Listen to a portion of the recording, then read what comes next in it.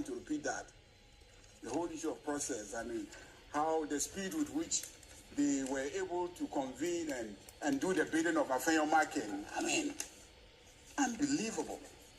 Ayariga to be able to railroad the Supreme Court to act with such dispatch when all the chief imams and imams, all the pastors, all the leaders, all the religious groups have been begging this Supreme Court to take a decision in relation to the LGBTQ question. And the Supreme Court has refused to take a decision. And yet, Ayariga alone was able to get this Supreme Court. And that is why people must rethink and think carefully about December 7th and what they are going to do. So I am shocked that Ayariga, the Supreme Court allowed itself for Ayariga to railroad them, to hasten and violate the Constitution and mutilate it in the manner that they did, because there was no basis for what they did. There's no such agency. There's no emergency. And let me assure you that Tuesday is going to be an interesting day.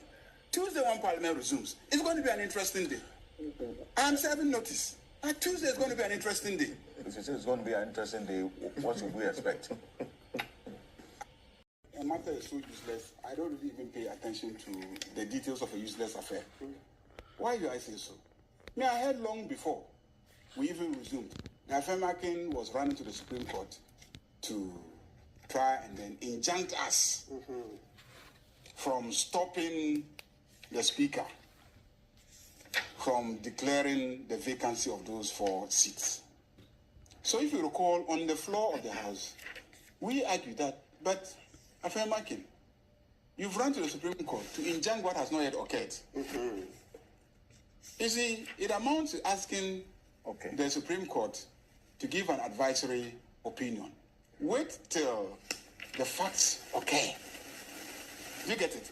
When the facts occur, then you now go to the Supreme Court. But Haruna stands on the platform in Tamale and says, we will do this. We will take steps to make sure that the proper composition of the House prevails. Then you run to court. When we haven't resumed Parliament, we haven't sat in the chamber, we haven't taken the steps to actually create the set of circumstances and facts that will give a basis for you to take legal action.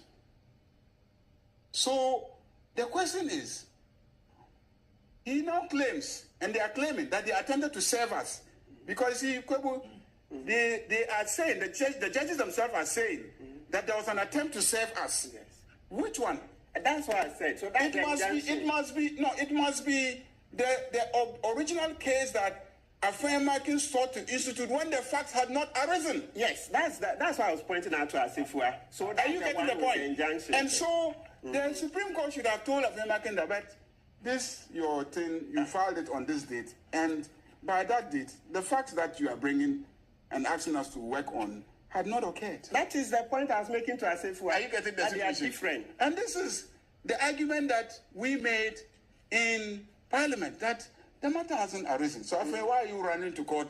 And why are you already holding an injunction? And why are you seeking to serve Parliament, on a matter that has not arisen?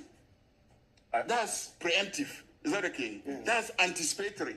And it is just legally wrong. They cannot serve the process. So basically, those are the issues that I have to point to. I think that this is the most flawed conduct by our Supreme Court, and it is embarrassing. There are other matters which I won't say on air. I'll leave that to Tuesday.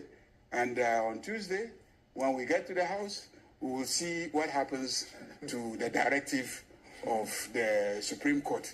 And we will see whether parliamentarians, including myself, will also be drawing the attention of Parliament to Article 115 and 122 and its consequences or not.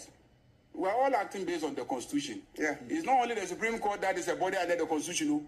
Parliament is also a body under the Constitution. And the presidency is also a body under the Constitution. We all have our powers and rights under the Constitution. And we're all going to exercise those powers and rights under the Constitution.